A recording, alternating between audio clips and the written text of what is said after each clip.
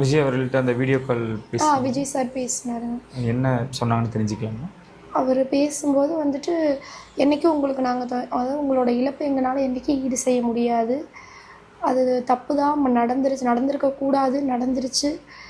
அதுக்கு நான் எப்படி ஆறுதல் சொல்கிறதுனே எனக்கு தெரியல. தப்பு தான் அப்படின்னு சொல்லிட்டு, அதுக்கப்புறம் வந்து என்றைக்குமே இன்னையோட நம்மளோட உறவு வந்து முடிஞ்சிடாது. உங்கள் குடும்பத்துக்கு நல்லது கெட்டது எதுவாக இருந்தாலும் நான் என்னோடய குடும்பமாக இருந்து உங்களை நான் என்றைக்குமே பார்த்துக்குவோம். என்றைக்கும் உங்களுக்கு வந்து நம்ம கட்சியும் சரி நாங்களும் சரி எப்பயுமே வந்து துணையாக இருப்போம். நீங்கள் எதுக்கும் பயப்பட வேண்டாம். நாங்கள் என்றைக்குமே உங்களுக்கு எங்கள் வீட்டுக்காரி இருந்து என்னென்ன பண்ணுவாரோ அது எல்லாத்தையுமே நாங்கள் பண்ணுறோம் அப்படின்னு சொல்லி அவர் சொன்னாங்க. அவர் பேசும்போதே அவர் கண்ணு கலங்கிடுச்சு. அவர் சொல்லும்போதே. நீங்கள் ஏதாவது விஷயங்கள் பேசுனீங்களா அவங்ககிட்ட? ஏதாவது அவர்கிட்ட சொன்னேன், உங்களை பார்க்கணுன்னு சொல்லி தான் அவ்வளோ ஆர்வமாக அவர் வந்தார். ஆனால் நீங்களே வந்து தேடி இப்போ வீடியோ காலில் பேசுகிறீங்க.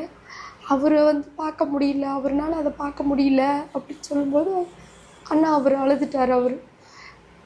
ஆமாம் அப்படின்னு அழுதார். அதுக்கப்புறம் சொன்னோம், நீங்கள் எங்களுக்கு என்றைக்கும் நீங்கள் துணையாக இருக்கணும் அப்படின்னு சொல்லி கேட்டோம். கண்டிப்பாக நிச்சயமாக நாங்கள் என்றைக்குமே துணையாக இருப்போம். நேரில் நான் கண்டிப்பாக வர்றேன். என்னால் இப்போ வர முடியல, ஆனால் கண்டிப்பாக நான் வருவேன். வந்து நான் உங்களை பார்ப்பேன். அப்போ உங்களோட குறைகள் எதுவாக இருந்தாலும் என்கிட்ட சொல்லுங்கள்.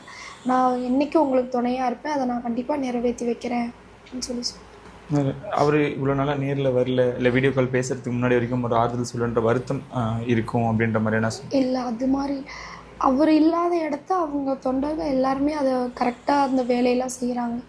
இன்னொன்று கேட்டால் அவர் மேலே நம்ம சொல்ல முடியாது இல்லைங்களா? அவருக்கான பர்மிஷன் கிடைக்கணும்.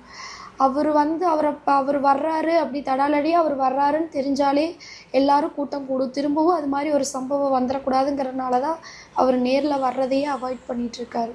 ஸோ அதனால் அவர் மேலே எந்த ஒரு வருத்தமும் இல்லை.